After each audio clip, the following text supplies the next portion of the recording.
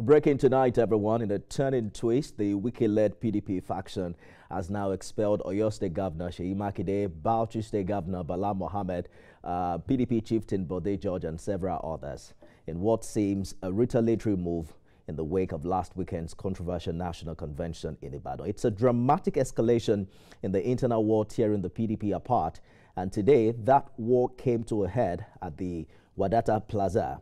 Both the Wike and Makinde camps conveyed rival next sessions, each claiming legitimacy. Supporters, we saw them chanting, scuffles breaking out, police firing tear gas to disperse the crowds, and reports say Wike arrived later, flanked by heavy security. But by then, the Makinde Turaki team, including Governor Bala Mohammed, had forced their way into the Neck Hall. In the chaos, journalists were tear-gassed, and even accusations not yet confirmed, not yet verified rather, that someone may have been shot in the midst of all of that.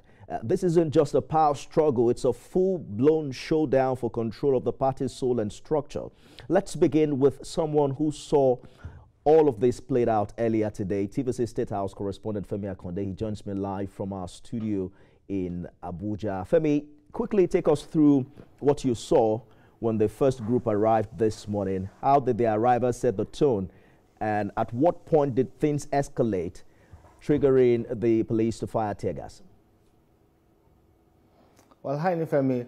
Samuel Anyanwu, the embattled National Secretary, or should I say suspended National Secretary of the People's Democratic Party, arrived quite early today at the headquarters of the PDP. You know, he went to his office, he briefed the press, just telling us that, well, all is set for the National Working Committee meeting and indeed the Board of Trustees meeting that was scheduled to hold at 2 p.m. today.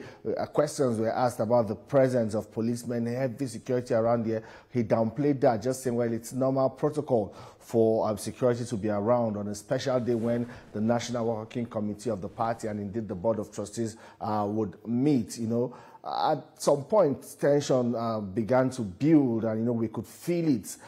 Then we heard news that Tamino Turaki and his NWC, National Working Committee, were on their way to the PDP secretariat.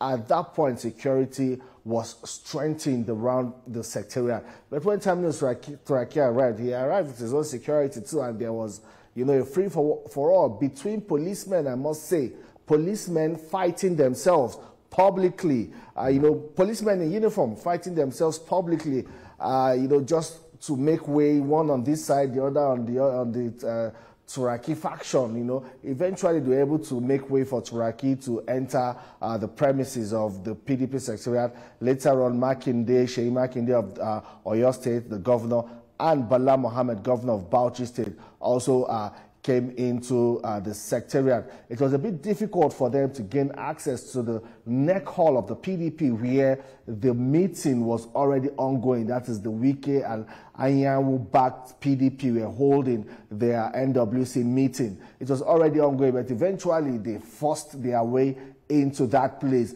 The chairman was going to be disallowed, but, you know, when the policemen saw Makinde and Bala Mohammed, they had to stand down, and I believe they came with some other police officers who were superior to those ones asked to deny entrance to Makinde and co.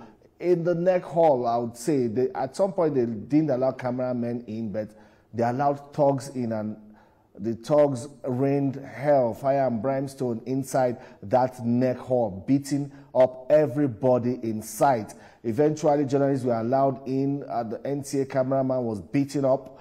His equipment damaged. A lot happened inside the Neck Hall before they moved from there to the chairman's office, where Tamino Turaki, you know, assumed office, sat on that seat as chairman of the party and made some proclamation as chairman of the party before later coming out. And at that time, there was total chaos, or should I call it anarchy, outside the PDP secretariat. That's outside the building. Police fired tear gas in every direction. At some point, even they started deliberately targeting people. They saw the channel's cameraman fully kitted with his anti-riot gear and all of that. I don't know if that's what maybe provoked them and they deliberately targeted him and shot him on his leg, around his knee. It was really, really bad to see. You know, and these are some of the issues that add up statistics that at the end of the day, when Amnesty International and the Committee to Protect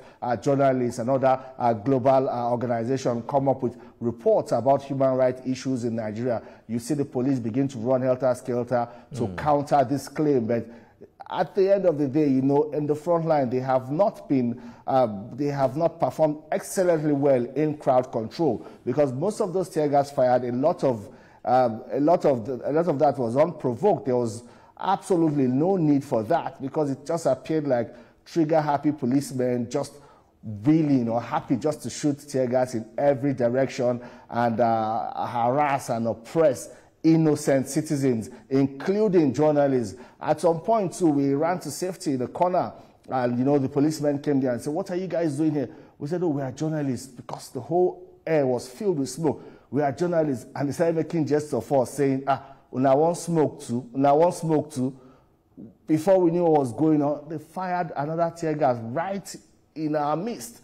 We had to take off, leave that place again. You know, it was really, really chaotic and sincerely embarrassing to see Nigerian police in this very unprofessional manner in crowd control and managing that kind of situation. Well, the governors also had their fair share. We saw Makinde's eyes, you know. Wike himself, Minister of FC, did not step out of the car, so I believe he was immune from the whole tear gas that filled the air. Bala Mohammed, Turaki, and all others also, you know, had to go through the torture you get from, you know, inhaling the tear gas smoke. Indeed. A lot of people collapsed. Some were asthmatic, some, you know, just couldn't withstand the tear gas, but the police was not letting up. They continued to fire tear gas and fill the air with smoke. Eventually, the whole of that zone 5 of Wuse turned into a very disorderly scene. Shops had to lock up. A lot of people had to pack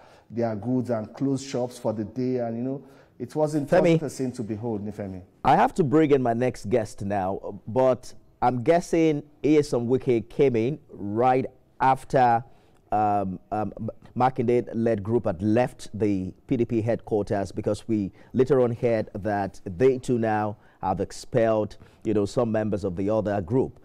Who currently occupies the Wadata Plaza as we speak now?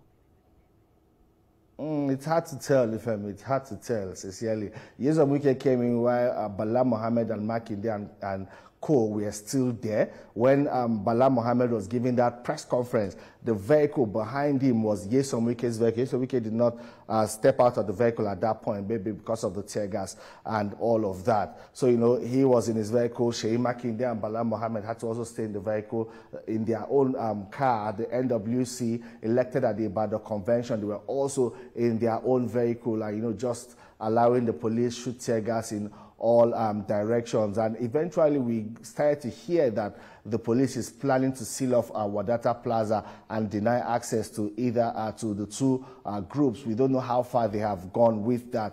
We cannot say categorically now who is in charge of Wadata Plaza, either the Wike block or the Turaki, Makinde, and Bala Mohammed block. Okay. Well, thank God you're safe, and hopefully our colleague at Channels TV also gets well soon, who was shot by the tear gas canister. Our correspondent live for us in Abuja, Femi Makinde, thank you for the update there. Thanks, Femi.